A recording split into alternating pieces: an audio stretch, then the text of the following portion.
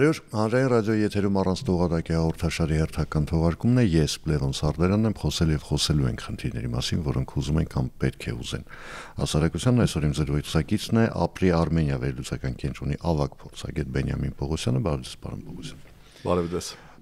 Պարոն Պողոսյան, այսօր Գերմանիայի կանցլեր Մերցը շատ կարևոր գործ արեց։ Գերեզմանակար դրեց հին աշխարհակարգի վրա։ Գերեզմանակար։ Մերձ հայտարարեց, որ հին աշխարհակարգը, այսինքն այն, որ մենք ունեինք 80 տարի եւ վերջին 35 տարում, այլևս գոյություն չունի եւ հիմա եվրոպացի գործընկերների հետ սերտ համագործակցության արդյունքում Գերմանիան պիտի աշխատի այդ նոր աշխարհակարգի, ես չգիտեմ այդ նոր աշխարհակարգը ինչպեսին պիտի լինի, բայց նոր աշխարհակարգ ստեղծելու ուղղությամբ։ Ինչի մասին է ընդհանրապես խոսքը։ Տեսեք, այն պնդումները, որ հին աշխարհակարգը կամ հետ սառնապատերազմյան աշխարհակարգը, որը կար 1991 թվականից եւ որի հիմքում, այսպես ասենք, Միացյալ Նահանգների բացարձակ առաջնորդություններ կամ գերիշխանությունը, պնդումները վաղուց կան, առնվազն 5-10 տարի, առնվազն, որ այդ աշխարհակարգը կամ արդեն չկա, կամ գտնվում է փլուզման գործընթացում։ Մոտ մի քանի տարի առաջ դեռ ԱՄՆ պետքարտուղար Էնթոնի Բլինքենը հայտարարեց, որ հետ սառնապատերազմյան աշխարհը եւ ամերիկյան գերիշխանությունը այլևս գոյություն չունեն։ Հիմա իհարկե կան նաեւ փորձագետներ, որոնք պնդում են, որ դեռևս այս գործընթացը շարունակվում է եւ գուցե, այսպես ասենք, Մերսը մի փոքր շտապել է, այսինքն գործընթացը շարունակվում է, չի ավարտվել, բայց այն, որ հին աշխարհի կերպափոխման գործընթացը առնվազն սկսվել է, դա ընդունում են գրեթե բոլորը, սկսած պաշտոնյաներից եւ վերջացրած փորձագետներից։ Ինչը կարող է փոխարինել միաբևեռ աշխարհին։ Վերջին հաշվով 1991 թվականից հետո ստեղծված աշխարհը հայտնի էր որպես միաբևեռ աշխարհ։ Բուրգ այս կամ այն տարբերակով, որի գլխավերևում Միացյալ Նահանգներն էր։ Այստեղ էլ տարբեր կարծիքներ կան, տեսակետներ։ Առաջին, որ գուցե մենք ունենանք նոր երկբևեռ աշխարհ, այսինքն Միացյալ Նահանգներ Խորհրդային Միություն հակամարտությանը կփոխարինի Միացյալ Նահանգներ Չինաստան հակամարտությունը։ Կա տարբերակ, որ կունենանք բազմաբևեռ աշխարհ, այսինքն կլինի ոչ միայն Միացյալ Նահանգներ եւ Չինաստան, այլև Ռուսաստան, Հնդկաստան, գուցե Եվրամիություն Միացյալ Նահանգներից անջատ, հատկապես մենք տեսնում ենք, որ գոնե վերջին 1 տարվա ընթացքում որոշակի նաեւ հակասություններ կան Եվրամիության եւ Միացյալ Նահանգների միջեւ։ Կա երրորդ տարբերակը, որ ընդհանրապես մենք այդտեղ ինչ-որ քաոսիկ աշխարհում, որտեղ ընդհանրապես ոչ մի օրենք չի գործի, կամ կգործի ջունգլիների օրենքը, որտեղ ճիշտը միայն ուժեղն է, եւ շատ երկար ժամանակ աշխարհը կայտնվի քաոսի մեջ։ Եվ շատերը ասում են, որ գուցե միակ բանը, որ կփրկի նոր երրորդ համաշխարհային պատերազմից, դա այն է, որ շատ պետություններ, դե պաշտոնապես 9 կարծես թե ունեն միջուկային զենք եւ ուղղակի պետությունների միջև բախումը կարող է հանգեցնել աշխարհի ոչնչացմանը։ Այդ պատճառով էլ քաոսը գուցե կլինի պրոքսի պատերազմների տեսքով։ Այս համատեքստում շատերը նույնիսկ Ուկրաինան, այնինչ կատարվում է հիմա Ուկրաինայում, համարում են, այսպես ասենք, հետ սառնապատերազմյան աշխարհակարգի փլուզման պայմաններում առաջին պրոքսի պատերազմը։ Այսինքն կարելի է ընդհանրել, որ ասենք ուկրաինական պատերազմը 22 թվականին դա պայթուցիկներ, որ դրվեց հին աշխարհակարգի տակ։ Կամ այդպես, կամ կարելի ասել, որ հին աշխարհակարգի փլուզումը կամ առնվազն ճաքերը, չասենք փլուզումը, դա պատճառ դարձան ուկրաինական պատերազմին, բայց ամեն դեպքում նորից եմ ասում, ընդ որում, եթե օրինակ 2022 թվականին կամ 23-ի սկզբին արևմուտքում ոչ ոք չէր խոսում Ուկրաինան որպես պրոքսի պատերազմ Ռուսաստան արևմուտք, ապա հիմա շատ արևմտյան վերլուծաբաններ ասում են, որ այո, այս նոր ձևավորվող աշխարհակարգի պայմաններում կամ փլուզվող հին աշխարհակարգի պայմաններում կլինեն մի շարք պրոքսի պատերազմներ եւ Ուկրաինան դա առաջին պատերազմն է պրոքսի։ Մի խոսքով բարդ է ասել արդյոք հին աշխարհակարգը ամբողջությամբ փլուզվել է թե ոչ, ինչի մասին պնդում է անում Գերմանիայի կանցլերը, բայց մի բան հստակ է, որ հին աշխարհակարգը կերպափոխվում է, սակայն ասել ինչպիսին այն կլինի, երկբևեռ, բազմաբևեռ, թե ընդհանրապես քաոտիկ ջունգլիներ, վախենամ ոչ ոք չի կարող, եւ ընդհանրապես այս փոփոխությունները շատ երկար են տևում։ Այսինքն այս ամենը կարող է տևել տասնամյակներ, եւ մենք կարող ենք հասկանալ ինչպիսին կլինի նոր աշխարհը դիցուկ 2040 թվականին, կամ գուցե նաեւ ավելի ուշ։ Այնպես որ այս առումով բավականաչափ անկայուն դեռևս տասնամյակ առնվազն եւ գուցե տասնամյակներ սպասում են մեզ բոլորից ասելով նկատի ունեմ երկրագունդը կամ աշխարհը, բայց հասկանալի է, որ տարբեր տարածաշրջաններում անկայունությունը տարբեր ձևով է արտացոլվում։ Եթե Եվրոպական միությունում դա արտացոլվում է տնտեսական ստագնացիայով, սրվող խնդիրներով, միգրացիա եւ այլն, շատ այլ տարածաշրջաններում ուղղակի պատերազմներով, միջպետական պատերազմներով, քաղաքացիական պատերազմներով։ Այսինքն 30-40 տարի հետո մենք կարող է հայտնվենք մի իրավիճակում, երբ այդ բանաստեղծական տողերը հին աշխարհը չեմ տեսել ու ոչ մի բան չեմ հիշում, դառնա արդիակ։ Այո։ Լավ, տեսեք, բավական լուրջ լարվածության աղբյուր կա հիմա նոր, ընդ որում երևի 10 տարի առաջ որևէ մեկի մտքով չէր կարող անցնել, որ նման խնդիր է լինելու, խոսք վերաբերում է Իսրայելին եւ Թուրքիային, ընդ որում The Wall Street Journal-ը, եթե չեմ սխալվում, 3 հրապարակում էր արել, որտեղ, այսպես ասեմ, ոչ այնա կանխագուշակում էր, ոչ այնա զգուշացնում էր, որ Թուրքիայի եւ Իսրայելի միջև կարող է իրական պատերազմ լինել, ընդ որում այդ պատերազմը կարող է սկսվել Սիրիայի տարածքում, որտեղ Թուրքիան, այսպես պատրաստակամություն է հայտնել 200,000 սիրիական զորք կազմավորել։ Բայց ամենահետաքրքիրն էր, որ էլի 3 Միացյալ Նահանգները ըստ էության պաշտոնապես հայտարարեցին, որ Դամասկոսի մոտակայքում իրենք նույնպես զորախումբ են պատրաստվում ունենալ։ Հիմա այս պատերազմի սպառնալիքը իրական է թե ոչ։ Միանշանակ այդ հարցին պատասխան տալը իհարկե դժվար է, բայց ամեն դեպքում եթե մենք նայում ենք հերիական վերլուծական կենտրոնների հրապարակումները իսրայելական, ապա ավելի շատ են այն պնդումները, որ Իրանի թուլացումից հետո, իսկ ակնհայտ է, որ Իրանը թուլանում է եւ այս process-ը գուցեև կշարունակվի, որ Իրանի թուլացումից հետո Իրանի դերը Իսրայելի համար, իսկ Իրանի դեր ասելով Իսրայելում հասկանում են հակաիսրայելական քաղաքականության պատվար։ Կարող է ստանձնել Թուրքիան։ Հաշվի առնելով, որ Իսրայելի գրեթե բոլոր, այսպես ասենք, թշնամի կամ ոչ բայրացական պետությունները կամ ոչնչացված են կամ քաոսի մեջ են, Իրաք, Սիրիա եւ այլն, Իրանը, ինչպես նշեցի, գնալով թուլանում է, եւ մերձավոր արևելքում կարծես թե Թուրքիան է, որը առնվազն գոնե ռազմական ուժով, չնայած տնտեսական սարսափելի մեծ խնդիրներին, ի վիճակի է Իսրայելի համար խնդիրներ ստեղծել։ Դրան իհարկե գումարվում են նաեւ անձամբ Թուրքիայի նախագահ Էրդողանի հակաիսրայելական, նաեւ հակահրեական հայտարարությունները։ Իհարկե նաեւ շատերը ասում են, որ ամեն դեպքում կա հանրային խոսք եւ իսկ այսպես ասենք այսբերգի ներքևում կա նաեւ որոշակի համագործակցություն, բայց ամեն դեպքում լարվածությունը մեծանում է։ Ես մի փոքր չէի շտապի ասել, որ մենք շատ մոտ ենք Թուրքիա-Իսրայել ուղակի պատերազմին, բայց այն որ օրինակ նույն Սիրիայի տարածքում մենք գիտենք, որ Ասադի ռեժիմի անկումից հետո Իսրայելը բավականաչափ ակտիվ է եւ Սիրիայի հարավում որոշակի տարածքներ արդեն գրավել է։ Եվ այդտեղ կա նաեւ դրուզների խնդիրը, որոնց Իսրայելը օգնում է եւ մենք գիտենք, որ կա նաև Թուրքիայի դիրքորոշում, որ Սիրիան պետք է լինի միասնական պետություն, Թուրքիան դեմ է նույնիսկ Սիրիայի ֆեդերալիզացմանը, այսինքն որպեսզի Սիրիայում ստեղծվի դաշնություն կամ նույնիսկ համադաշնություն, կոնֆեդերացիա։ Այսինքն Սիրիայում այո, թուրք-իսրայելական խնդիրներ կան, կա հակամարտություն, բայց եթե մի պա կտրվենք Սիրիայից եւ ավելի վերևից նայենք, Իսրայելում անկալում կա, որ մենք մեր բոլոր թշնամիներին կամ հակառակորդներին, ովքեր մեզ տեսականորեն կարող էին վտանգ սպառնալ, այդ բոլոր պետությունները այս կամ այն չափով կամ թուլացած են կամ ընդհանրապես փլուզված, բացառությամբ Թուրքիայի։ Հետևաբար այս առումով այո, իսրայելական վերլուծական ռազմավարական միտքը աշնանաբար առաջ է տանում այն գաղափարը, որ գոնե Իսրայելը պետք է պատրաստ լինի, որ հաջորդ երկարաժամկետ հակամարտությունը լինելու է Թուրքիայի հետ նույն մերձավոր արևելքում գերիշխանության հասնելու համար։ Հատկապես եթե Իրանը շարունակի թուլանալ,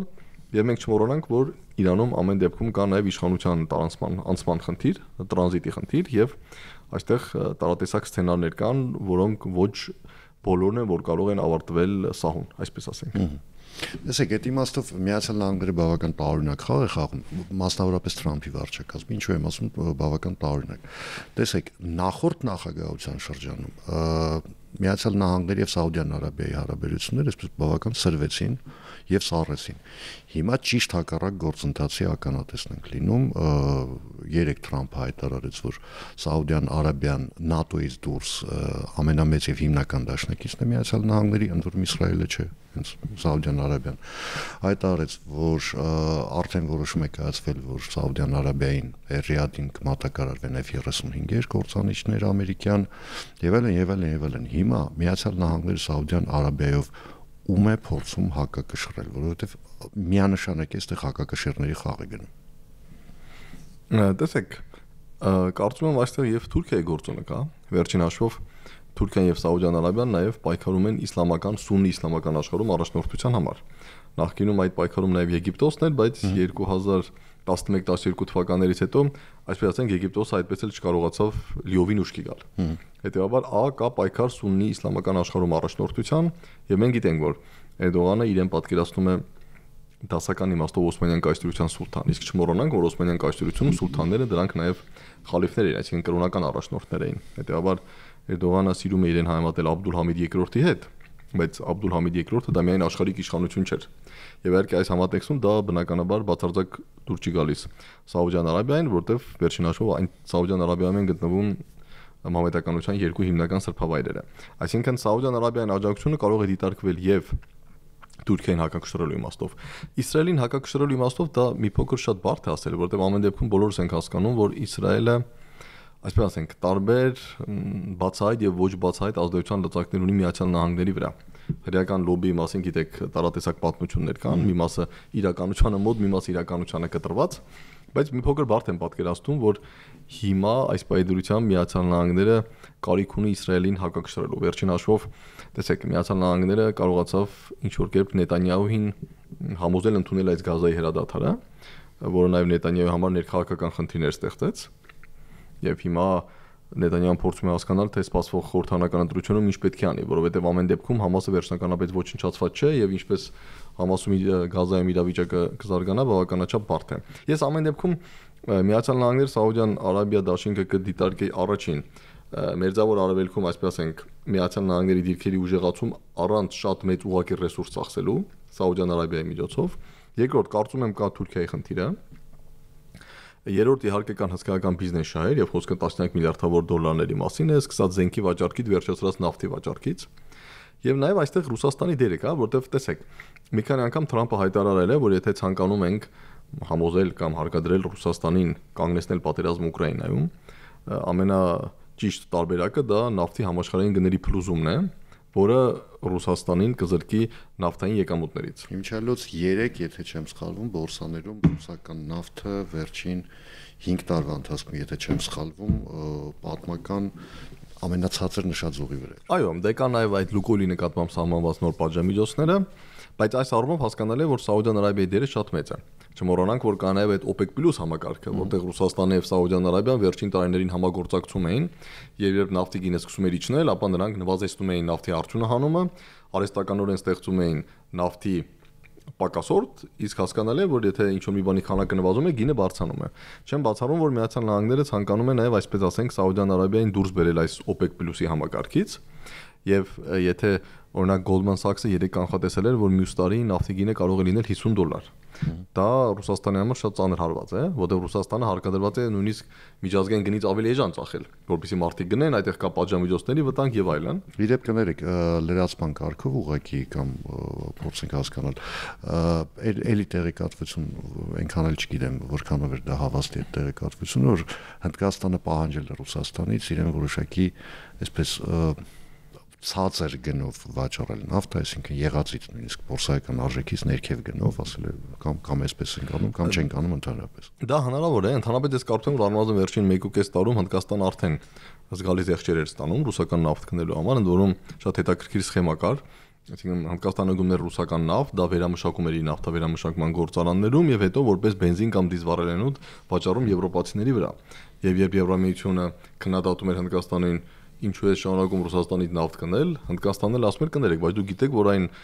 բենզինը եւ դիզվառելիքը, որ ես եմ ձեզ վաճառում, դա ռուսական նավթից է։ Դե եթե ձեր համար դա այդքան այսպես ենք սկզբունքային արծիվ, ինչու եք դուք Հնդկաստանից գնում ռուսական նավթի վերամշակումից ստացված բենզին եւ դիզ վառելիք։ Ամեն դեպքում կարծես թե 3 էր, երբ որ տեղի ունեցավ նաեւ Ռուսաստանի նախագահի եւ Հնդկաստանի արտգործնախարարի հանդիպումը եւ հասկանալ է, որ այս նավթային խնդիրները ամենակարևորներից մեկն էին, որտեղ ճիշտ է, հիմա Ռուսաստանը տակտիկական հաջողություններ Ուկրաինայում ունի, դա փաստ է, շատ դանդաղ, բայց ռուսները շարունակում են առաջ գնալ, հնարավոր է մոտ ապագայում մի քանի հայմատաբար փոքր քաղաքներ նույնիսկ գրավեն, փոքր քաղաքներ ասելով նկատի ունեմ քաղաքներ, որոնց բնակչությունը պակաս է 100,000-ից, իսկ Ուկրաինայի համար դրանք իրոք փոքր քաղաքներ են, սակայն ռազմավարական առումով պատերազմը գոնե եւս 1 կամ 2 տարի շարունակելու եւ այսպես ասենք Ուկրաինային կամ արևմուտքին իր կամքը պարտադրելու համար Ռուսաստանին պետք են գումարներ։ Այդ գումարները հիմնականում գալիս են նավթի եւ գազի վաճառքից եւ այստեղ հետ են գալիս նաեւ Միացյալ Նահանգներ Սաուդյան Արաբիա հարաբերություններին։ Եթե Սաուդյան Արաբիայի հետ համագործակցության միջոցով Միացյալ Նահանգները կարողանում են մյուս տարի օրինակ նավթի բորսայական գինը դարձնել $50, ինչը նշանակում է Ռուսաստանը կարող է վաճառել ավելի քիչ քան $50, դա լուրջ խնդիրներ կստեղծի Ռուսաստանի համար պատերազմը շարունակելու հարցում։ Իսկ Միացյալ Նահանգների ու Վենեսուելայի միջև հիմա տեղի ունեցողը այս խաղի շրջանակում է, թե այնտեղ ուր ուրիշ պատմություն է։ Հաշվի առնելով Վենեսուելայի նավթային պաշարը։ Մի փոքր բարդ է ասել այն, որ Վենեսուելան հիմա կարծես թե նույնիսկ ապացուցված նավթային պաշարներով աշխարհում առաջին թե երկրորդ պետությունն է, Սաուդյան Արաբիայից հետո գուցե նաև առաջինը, դա փաստ է։ Ինչքանով սա կապ ունի նավթային գործարքների հետ, ես կդժվարանամ ասել, որովհետև Միացյալ Նահանգներ, Վենեսուելա, այսպես ասենք, հին խնդիրներ կան նաև նավթային պատմությունից դուրս, բայց չեն կարող բացառել, որ վերջին հաշվով իհարկե եթե լինի ռազմական գործողություն Վենեսուելայի դեմ, կլինի թե ոչ, էլի ես հիմա խուսափեի նման հստակ գնահատականներ տալուց, բայց չենք կարող բացառել, որ Վենեսուելայի դեմ ցանկացած ռազմական գործողություն ունի մի քանի պատճառներ։ Այսինքն այնպես չի, որ ընդամենը մեկ պատճառ պետք է լինի, կամ նավթ, կամ ինչ որ միջպետական խնդիրներ, կամ ցավոտ պատմություն։ Դա կարող է լինել պատճառների համախումբ։ Բայց հաստատ ժողովրդավարությունը չի։ Գոնե ընդհանրապես ինձ թվում է նույնիսկ Բայդենի վարչակազմի օրոք պնդել, որ Միացյալ Նահանգները ամեն ինչ անում են հանուն ժողովրդավարության, դա վիճելի էր։ Թրամփի օրոք ինձ թվում է դա արդեն մի փոքր սարկաստիկ կարող է հնչել։ Հիմա այս ամենի համապատկերում էլի նույն The Wall Street Journal-ը տեղեկատվություն է փոխանցել, որ Միացյալ Նահանգները ըստ էության դիտարկում է միջուկային նոր մրցավազքի սկսում, որովհետև Չինաստանը իր արսենալը արագ մեծացնում է, Ռուսաստանը արդեն նոր զինատեսակների, տակտիկական զինատեսակների փորձարկումներ է իրականացնում եւ Միացյալ Նահանգները ըստ էության այս դեպքում չգիտեմ ստիպված թե կամավոր մտնում է այդ մրցավազքի մեջ, ինչ բավական վտանգավոր է, որովհետեւ մենք վերջին անգամ միջուկային մրցավազքի մասին դեռ ես հիշում եմ ամենայն դեպս խոսել ենք դեռ Սառը պատերազմի տարիներին։ Հիմա Այո, ընդ որում Սառը պատերազմ եւ ոչ ամբողջ Սառը պատերազմի ընթացքում 50-60-ականներին, դրանից հետո 1970-ականների սկզբին մի շարք պայմանագրեր կնքվեցին, հակահրթիռային պաշտպանության սահմանափակում, փոքր եւ միջին հեռահարության հրթիռների սահմանափակում, որոնք, այսպես ասենք, ինչ որ ձևով այս միջուկային մրցավազքը կանգնեցրին։ Հիմա տեսեք, այդ պայմանագրերի մեծ մասը արդեն չի գործում, կամ ժամկետն է լրացել, կամ կողմերից որևէ մեկը դուրս է եկել։ Միակ պայմանագիրը, որ վերաբերում է ռազմավարական անվտանգությանը կամ միջուկային սպառազինություններին եւ որը դեռևս շարունակում է գործել Ռուսաստանի եւ Միացյալ Նահանգների միջև, դա այսպես կոչված START 3 պայմանագիրն է, բայց որի ժամկետը ավարտվում է 2026 թվականի փետրվարին, այսինքն մի քանի ամսից։ Մենք գիտենք, որ Ռուսաստանի նախագահը առաջարկ արեց, որ ավտոմատ նույն պայմանների ապահովմամբ պատրաստ են 1 տարով երկարաձգել մինչև 2027 թվականի փետրվար, մինչև գուցե այդ 1 տարվա ընթացքում հնարավորություն լինի ամերիկացիների հետ նոր պայմանագրի շուրջ պայմանավորվել։ Առայժմ կարծես թե Վաշինգտոնից դրական ազդակներ Ռուսաստանը չի ստանում։ Մյուս կողմից էլ ասեմ ավելի, միգուցե եւ չստանա, որտեղ Վաշինգտոնը վերջերս, եթե չեմ սխալվում, Ռուսաստանին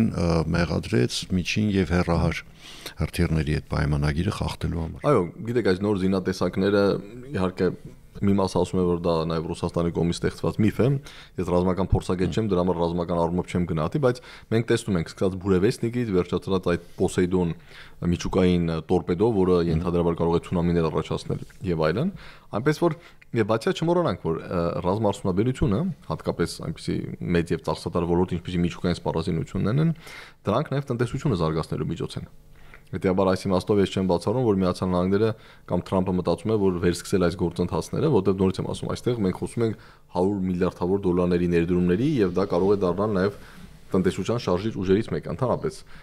միշտ էլ ռազմարդյունաբերությունը, հատկապես խոշոր պետությունների պարագայում տնտեսության շարժիչ ուժերից մեկն է եղել։ Եվ հիմա եթե Ռուսաստանի տնտեսությունը չնայած այս սարսափելի պատժամիջոցներին, որոնք գրեթե միաժամանակ Ռուսաստանի վրա են դրվել, դեռևս կոլապսի չի ենթարկվել եւ կարողանում է տարեկան գոնե մի քանի տոկոս հնայի աճ ցույց տալ, դրա հիմնական պատճառը նա է, որ Ռուսաստանը լրիվ անցել է ռազմական տնտեսության, այսինքն բոլոր ռազմական գործարանները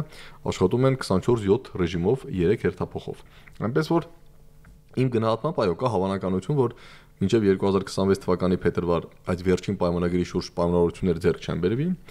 պայմանագիրն էլ կսպառվի եւ դրանից հետո արդեն կողմերը ազատ կլինեն, Ռուսաստանը արդեն սկսել է իր փորձարկումները կամ մշակումները, Չինաստանը ակտիվորեն մեծացնում է իր մարտագլխիկների քանակը, կա տեսակետ, որ 10-15 տարի հետո Չինաստանը գրեթե կհասնի Միացյալ Նահանգներին եւ Ռուսաստանին, հետեւաբար այս համատեքստում Միացյալ Նահանգները կարող է եւս սկսել եւ պարիտետը պահելու եւ նորից եմ ասում նաեւ տնտեսությանը հավելյալ աշխուժություն հաղորդելու նպատակով։ Հիմա այս ամենի համապատկերում էլի մի քիչ նեղացնենք աշխարհագրությունը, տեսեք, 2 օր առաջ Ադրբեջանը Տաշկենտում դարձավ կենտրոնական Ասիայի երկրների ղեկավարների կոնսուլտատիվ հարթակի, այսպես կոչված C5-ի համար, հիմա C5-ը վերածվեց C6-ի։ Ինչն է այստեղ հատկանշական։ Մասնավորապես նույն Արևմուտքը Հարավային Կովկասը բարբերաբար փորձել է դիտարկել որպես մեկ աշխարհաքաղաքական միավոր, այսինքն ընդհանուր տնտեսական գոտի կամ ինչպես կուզեք։ Բայց հիմա տեսեք, Ադրբեջանը քայլ կողմ արեց դեպի կենտրոնական Ասիա ըստեյության։ Վրաստանում Ռուսաստանի ազդեցությունը որոշակիորեն ավելացել է։ Հայաստանը հակառակը փորձում է հնարավորինս թույլատրել Ռուսաստանի ազդեցությունը եւ այնպիսի տպավորություն է, որ Հարավային Կովկասը սկսել է բզկտվել այդ իմաստով։ Հիմա դա շտապողական էսպես գնահատական է, թե նման իրողություն արդեն ունենք մենք։ Տեսեք, նախ ես կասեի, որ Հարավային Կովկասը ընդհանրապես որպես տարածաշրջան ոչ աշխարհագրական իմաստով երբեք էլ լիարժեք կայացած չէր եղել, որովհետև տարատեսակ հակամարտություններ կային, սկսած Լեռնային Ղարաբաղի հակամարտությունից, Աբխազիա, Հարավային Օսիա եւ նաեւ ընդհանուր մինչեւ հիմա Ադրբեջանի եւ Թուրքիայի սահմանները Հայաստանի հետ մնում են փակ Ադրբեջանի եւ Թուրքիայի կողմից։ Իհարկե կար նաեւ տեսակետ, որ այս հակամարտությունների այս կամ այն տարբերակով լուծման դեպքում, այո, վերջապես Հարավային Կովկասը կարող է դառնալ տարածաշրջան։ Գիտեք, որ տեսակետ կար, որ ոչ թե պետք է խոսել օրինակ 3+3-ի մասին, այլ 3+1 օրինակի համար։ Հայաստան, Ադրբեջան, Վրաստան պլյուս Եվրամիություն, պլյուս Միացյալ Նահանգներ։ Ինչպես օրինակ կար կենտրոնական Ասիայում մինչև վերջերս 5+1, որը երևի հիմա կդառնա 6+1։ Սակայն մյուս կողմից, եթե մի քիչ ավելի վերևից ենք նայում տարածաշրջանին, տեսեք, հիմնական երկու ընկալում կար։ 2000-ականներից սկսած մի ընկալումը նա էր, որ Հարավային Կովկասը դա ընդլայնված Սևծովյան տարածաշրջանի մաս է, այսպես կոչված Wider Black Sea։ Եվ դա Հարավային Կովկասը արդեն տանում էր դեպի Եվրոատլանտյան տարածք, որովհետև ընդլայնված Սևծով դա նշանակում է Ռումինիա, դա նշանակում է Բուլղարիա, դա նշանակում է Թուրքիա, որոնք ՆԱՏՕ-ի անդամ են, իսկ Ռումինիան եւ Բուլղարիան նաեւ Եվրամիության անդամ։ Այսինքն սա մի տարբերակ էր, որտեղ փորձ էր արվում ասել, որ Հարավային Կովկասը ամեն դեպքում դա Եվրոատլանտյան հանրույթի մաս է, գուցե այսպես ասենք արևելյան ամենավերջին հատվածը։ Եվ նաև երևի սրանով էր պայմանավորված, որ նույն Հայաստան, Ադրբեջան, Վրաստան հայտնվեցին արևելյան գործընկերության ծրագրում 2009 թվականից։ Դրան հակառակ կար մեկ այլ տեսակետ, որ Հարավային Կովկասը պետք է դիտարկել որպես Կովկաս-Կասպյան տարածաշրջանի մաս։ Իսկ Կովկաս-Կասպյան տարածաշրջանը նշանակում է, որ Հարավային Կովկասը դա ոչ թե Եվրոատլանտյան, այսպես ասած, տարածքի արևելյան սահմանակիցն է, այլ կենտրոնական Եվրասիայի արևմտյան սահմանակիցը, որտեղ երբ որ մենք ասում ենք Կովկաս-Կասպյան տարածաշրջան, Կասպյան դա ենթադրում է նաև կենտրոնական Ասիան, իսկ բոլորս ենք հասկանում, որ կենտրոնական Ասիայի 5 պետությունները իրենք չեն կարող լինել եվրոպական կամ եվրոատլանտյան տարածաշրջանի մաս։ Իրենք կարող են կրել այդ տարածաշրջանի ազդեցությունը։ Ինչը Ղազախստանը Եվրախորհրդի խորհրդարանական վեաժողովի անդամ է։ Համաձայն եմ, բայց երբեք չի դիտարկվել, որ օրինակ Ղազախստանը կարող է դառնալ Եվրամիության անդամ։ Գոնե առայժմ։ Դեռ չէ։ Կամ որ Ուզբեկստանը կարող է դառնալ Եվրամիության անդամ։ Նույնիսկ բոլորն են իմ հասկանում, որ Թուրքիայի Եվրամիության անդամ դառնալու հավանականությունը մոտենում է կամ արդեն հասել է 0-ի։ Հիմա այս երկու տեսակետներ է կար։ Ի վերջո, Հարավային Կովկասը ամեն դեպքում դա Կասպյան տարածաշրջանի մի մաս է եւ կենտրոնական Եվրասիայի, թե դա եվրոպական, այսպես ասենք, տարածաշրջանի կամ եվրոպական աշխարհագրության կամ մշակութային հատվածի արևելյան սահմանակիցն է։ Եվ հիմա նաև իհայտ է եկել երրորդ տարբերակը, որոնք ասում են մոռացեք եւ ընդլայնված Սևծովյան տարածաշրջանի մասին եւ Կովկաս-Կասպյան տարածաշրջանի մասին, Հարավային Կովկասը դա մեծ մերձավոր արևելքի մաս է։ Իսկ դա արդեն նշանակում է, որ դու հայտնվում ես Իրան, Սիրիա, Իսրայել, Սաուդյան Արաբիա եւ նմանատիպ այլ այդպես ասած հաշվարկների մեջ։ Հիմա այս տարբերակներից որն է առավել մոտ իրականությանը, ինձ թվում է երեքն ինչ որտեղ հիմքեր ունեն, որովհետեւ ասել, որ մենք մերձավոր արևելյան զարգացումների ազդեցությունը չենք կրում, անհնար է, որտեղ վերջին հաշվով Հայաստանը սահմանակից է Իրանին եւ Թուրքիային, Ադրբեջանը սահմանակից է Թուրքիային, Նախիջևանով եւ Իրանին, եւ ակնհայտ է, որ ինչ կատարվում է մերձավոր արևելքում, չի կարող չազդել Հարավային Կովկասի վրա։ Բայց մյուս կողմից միայն Վրաստանը ճիշտ է Սևծովյան պետություն է, բայց հասկանալ է, որ ինչ որ կատարվում է եվրոպական Եվրամիության ներսում, արևելյան գործընկերություն եւ այլն, դա էլի ազդում է Հարավային Կովկասի վրա։ Եւ բնականաբար մենք նաեւ տեսնում ենք, որ հիմա կենտրոնական Ասիա Կովկասն են աշճանաբար դիտում որպես մի ընդհանրություն, սկսած այդ տրանսպորտային ծրագրերից միջանցք, որը կենտրոնական Ասիան պետք է կապի Թուրքիայի եւ Եվրոպայի հետ։ Շատերը խոսում են նույնիսկ Չինաստանը Եվրոպային կապող այդ միջանցքի մասին, որը էլի անցնում է կենտրոնական Ասիա, Կասպից ծով, Հարավային Կովկաս։ Հետևաբար իմ գնահատմամբ Իսկ մե հարավային Կովկասը շատ բարդ է ասել, որ միանշանակ ամբողջությամբ պատկանում է ընդլայնված Սևծովյան տարածաշրջանին կամ Մերձավոր Արևելքին կամ միայն կենտրոնական Եվրասիային, Կովկաս-Կասպյան տարածաշրջանին։ Ինձ թվում է մեր այս երեք պետությունները տեղակայված են ինչ որ սահմանային մի հատվածում եւ կրում են այս երեքի ազդեցությունները, այսինքն մասամբ մենք պատկանում ենք ընդլայնված Սևծովյան տարածաշրջանին եւ հանդիսանում ենք այդ Եվրո-Ատլանտյան համակարգի մաս, ինչ որտեղ մենք կրում ենք ազդեցություն Մերձավոր Արևելքից եւ ակնհայտ է, որ մենք նաեւ հիմա ավելի շատ սկսել ենք դիտարկվել նաեւ այդ կենտրոնական Եվրասիա, Կովկաս-Կասպյան տարածաշրջանի համատեքստում, հատկապես եթե խոսում ենք տրանսպորտային միջանցքների մասին։ Այս ամբողջ քննարկումները միջին միջանցք եւ նաեւ Վաշինգտոնյան հռչակագիր եւ այդ միջազգային խաղաղության եւ բարեկեցության Թրամփի ուղու կամ թրիփի վերաբերյալ, էլի այս ամենը ներկայացում է որպես կենտրոնական Ասիան, Թուրքիային եւ Եվրոպային կապող այլընտրանքային ուղի։ Եվ գիտեք, հիմա նույն արևմուտքում շատ վերլուծաբաններ կան, որոնք ասում են, իհարկե վերջին 20 տարում Վրաստանը ծառայեց որպես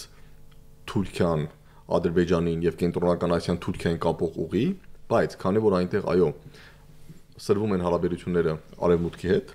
եւ կա ռուսական ազդեցության որոշակի աճ, շատ փորձագետներ կասկածի տակ են դնում վրացական տրանզիտի հուսալիությունը եւ հետեւաբար իրենք ասում են, որ մեծ անհրաժեշտ է այլընտրանքային տրանզիտ եւ այս թրիփի գաղափարը, որ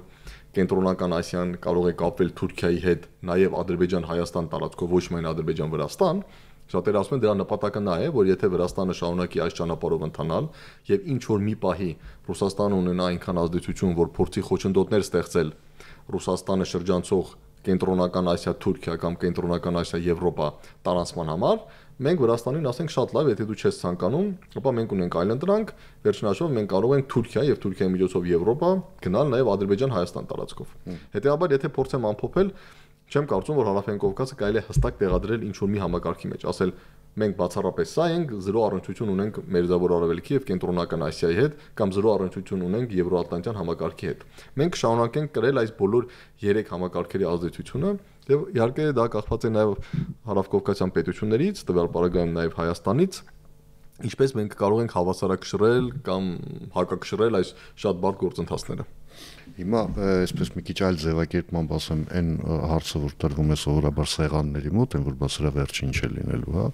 Հիմա Հայաստանը ինչ պիտի անի, պիտի պատրաստվի խաղաղության, թե պիտի պատրաստվի պատերազմի։ Տեսեք, հիմա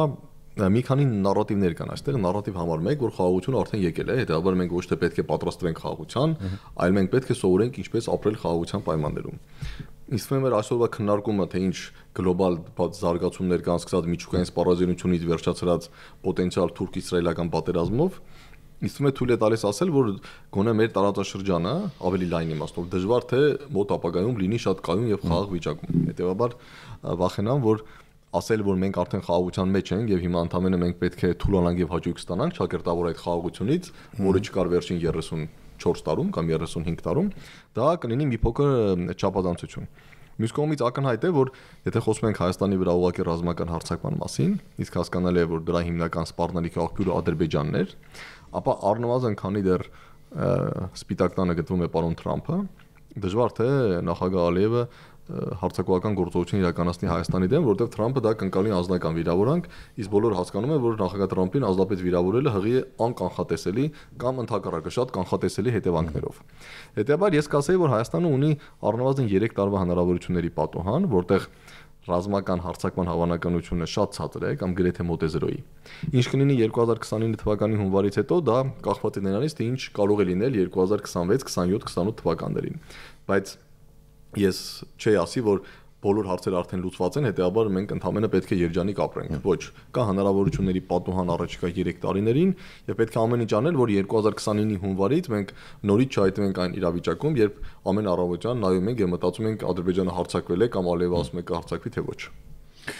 Շնորհակալություն զրույցի համար։ Հիշեցնեմ այսօրին զրուցակիցներ Ապրի Արմենիա վերլուծական կենտրոնի ավագ փորձագետ Բենյամին Պողոսյանը, ես Լևոն Սարդարանն եմ, կհանդիպենք արդեն վաղը նույն ժամին, նույն վայրում, հաջողություն եւ համբերություն բոլորիս։